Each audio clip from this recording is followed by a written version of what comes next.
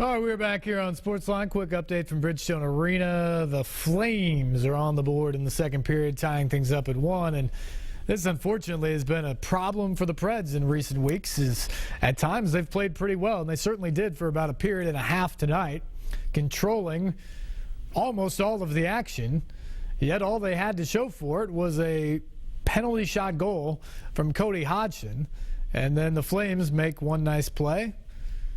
And TJ Brody ties it up 1-1 in the second period. So the Preds are going to have to get one back to try and get a home win tonight and get back on track against the Flames. Talking Titans, though, tonight, what do you do with Mike Mularkey? What do you do with this staff moving into the offseason here? 3-10 out of the playoffs. Not a lot to play for down the stretch, but certainly a continued audition for Mularkey to try to remove that interim tag. And for a lot of these young guys to try to figure out what you have moving forward, how they fit in best into what you're trying to do here in Nashville. Let's go back to the phones now, and Leon. Leon, good evening. Hey, good evening, Steve. It's good to see you back. Thank you. I appreciate that. I just wanted to say that I don't think Mularkey's the answer, and I think LeBeau, I think the whole staff needs to go, because I don't think they're the answer at all. But I do know that the ownership and management, whoever they bring in, is going to have to make a 100% commitment for the team to get better, for the organization to get better. I also feel that their first 4 draft choices, they should be focused on the secondary and the wide receiving core, because they need a guy that can take the top off the defense. The offense, who can run the deep routes. They don't have any playmakers. So, I just feel like the whole staff needs to go, and ownership just needs to make a commitment. And I'll just hang up now and listen to what you got to say. Thanks. Yeah, Leon, I appreciate the call, and I think there's a lot of people out there nodding in agreement with your call that just want to throw everything out with this staff and with the direction that this is going right now. Basically, I think the only guy in the building who is 100% safe is Marcus Mariota. He's going to be the quarterback next year. That is one thing I can guarantee. But beyond that, there are very few guys that just have cemented spots. And you talk about those other things. I certainly agree. You got to get a cornerback at some point here. You got to get a safety at some point here. You got to find more weapons at the wide receiver position.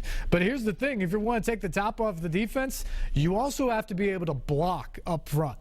And this offensive line, we saw it again on Sunday with 5 more sacks by the Jets.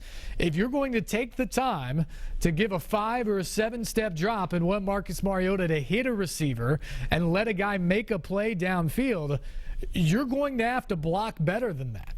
And right now, Taylor Lewan has played much better over the last 5 or 6 weeks. That is a absolute concrete positive change from the Mike Mularkey regime. He stripped him of the captainship and told him, Taylor, the thing we need from you, we don't need vocal leadership. We don't need you to try to get everybody to do their job. We just need you to do your job at left tackle. Make sure he doesn't get hit by the best rusher on the other team.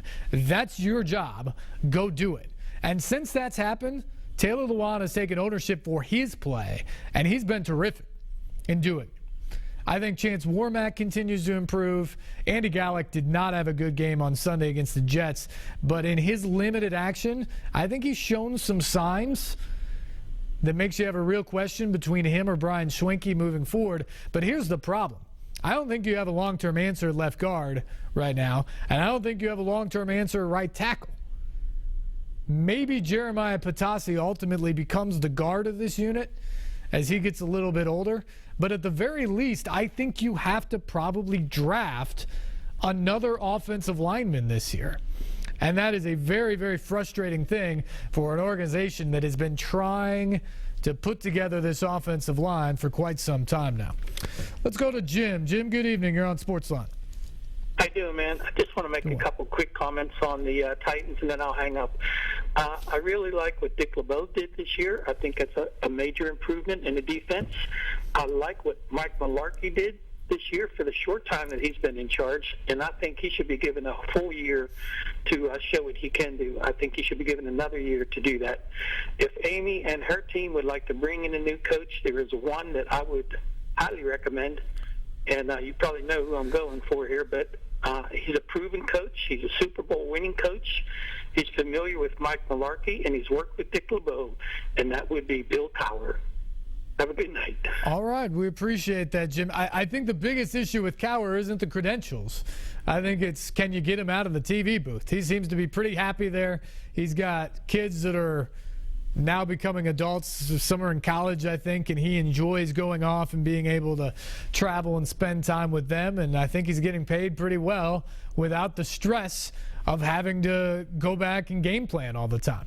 But who knows? Maybe he is a possibility out there. I stick with the thing, and here's the other thing about Cowher, is I stick with the idea that if you're bringing in a new coach, you got to go to the offensive side of the ball because of Marcus Mariota.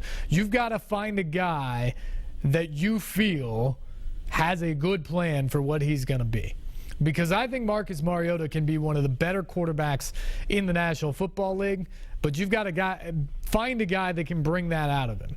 So I think an offensive-minded head coach with a plan for Mariota is what you got to do if you're going outside house on this. And then the second part of that is I would really try to impress upon whoever you bring in that I think Dick LeBeau is the guy to run this defense, because you've spent so much time on the changes on that side of the ball to try to gear yourself to being a 3-4, and no one runs a 3-4 better than Dick LeBeau does. So keep working on the personnel over there. Allow him to continue to oversee the operations of that, and don't take the steps backward of either bringing in someone else or switching your defense entirely once again for what would be the second time in 3 years.